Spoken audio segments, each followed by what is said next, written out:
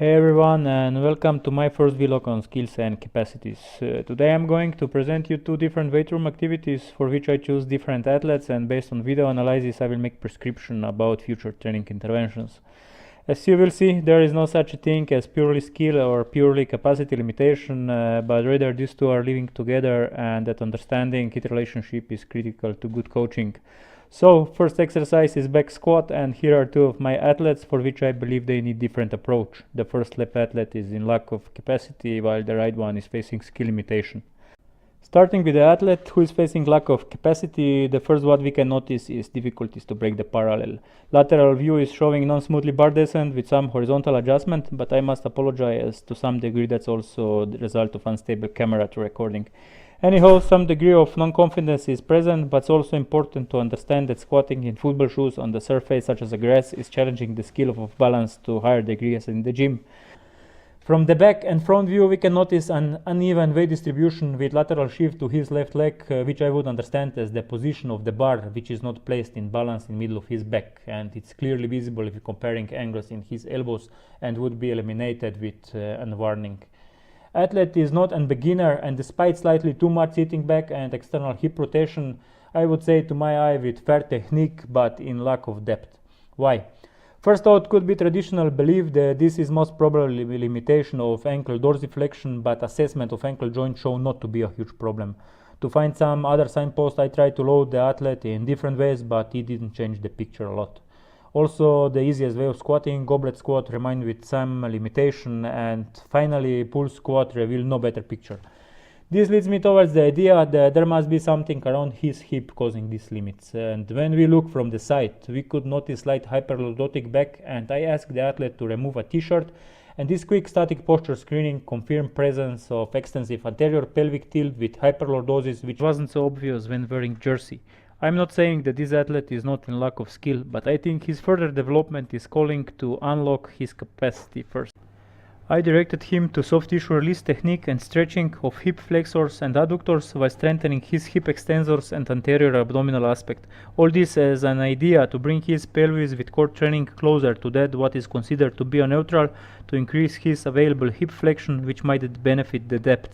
Depth might be limited by tight adductors also, and could be problematic after 70 degrees of hip flexion.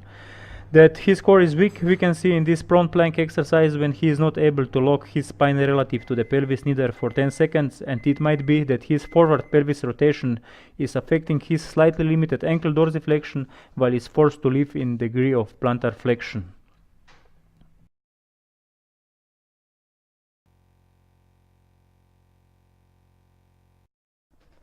Continuing to the other athlete, it's not difficult to figure out that he is in lack of the skill, as these are his very first back squat repetitions.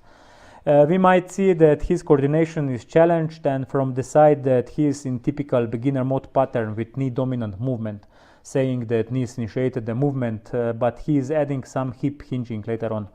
Even his very narrow foot position, he is demonstrating appreciable depth and spine control, as he is not in lack of mobility, but he is having some tempo problem. He is starting in a not erected position with unsettled head and gaze direction, and through the descent the center of mass is projected to front foot slightly. Also with tendency of foot pronation when approaching the maximal depth, as an attempt to find an additional range of motion.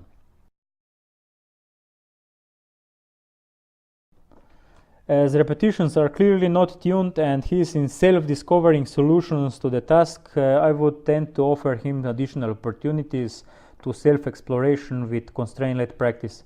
Different loading variations with few cues should help him avoid some problematic body positions, and we might see how quickly he is progressing towards better coordination following some coaching directions and opportunities to discover different balance tasks. In conclusion about this athlete, I would say that as he would develop good attractor states, definitely his limitation is also on the side of strength and its capacity. For the second exercise I choose one arm dumbbell row, and here are two of my athletes, the left one with lack of capacity and right one with lack of skill. Starting with the capacity issue, here we have an athlete that is familiar to the gym activities, and it's worth to know that he used to have low back pain in the past. We might see not the optimal technical execution while the athlete rank is in slightly too upright position, which might not be the best strategy to load the primary mover latissimus dorsi, as the load is distributed to the upper trapezius also.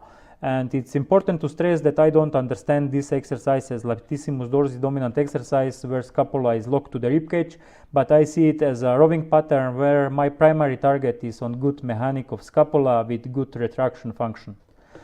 And we might not complain about presented shoulder work, and at first glance we could not notice any limitation, but a better look might reveal different behavior when comparing left and right arm lift. From the side we might see higher hip displacement when load is in right hand and also unparalleled knee position. It is easier to detect when taking a look from the back, or even better when taking a bird's eye perspective. This view shows much more, as we can see spine bending to the right couplet with left pelvis rotation. This could be one of the interpretation why athlete had pain in past and why he adopted a more upright trunk position, which might lead to decrease of shear forces to the low back. Because the athlete was loaded with pretty heavy load, the first action was to see response to lighter weight, and as you can see, the problem was eliminated, and this confirms problem of strength capacity. Unilateral dumbbell rows are creating an anti-flexion and anti-rotation moment of athlete's central region of body, and therefore good capacity of the core is crucial. Athlete was tested in another high threshold environment to assess his postural control, and performing side plank roll leads to the same result, drop of his right hip. And this is the rationality why he was directed to eliminate asymmetry of his core through the anti-flexion and anti-rotation training. And in this athlete case, we might clearly see how capacity issue is preventing to adopt better technical model and good skill acquisition.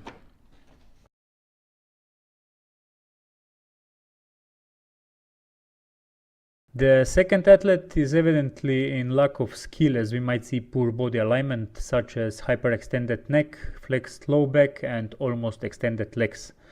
His pull is limited with poor shoulder retraction, which is causing anterior glenohumeral glide, and is even bigger due to elbow, which line of pull is too close to the trunk.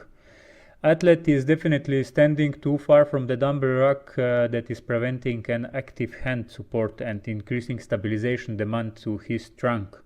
We can notice upward motion of his upper back. His uncertainty to the task might be confirmed also with different line of pull by repetition and also different tempo between his left and right hand. Firstly, the athlete is directed towards better spine awareness following learning of hinging and adopting a better starting position prior of pull initiation. It's also clear that athlete is in lack of thoracic mobility as his extension is limited, therefore his skill might be improved also through mobility training such as soft tissue release.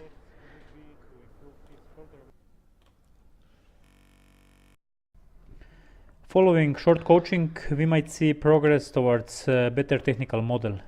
Next steps would be to improve his shoulder work as his scapula is moving to an extensive elevation.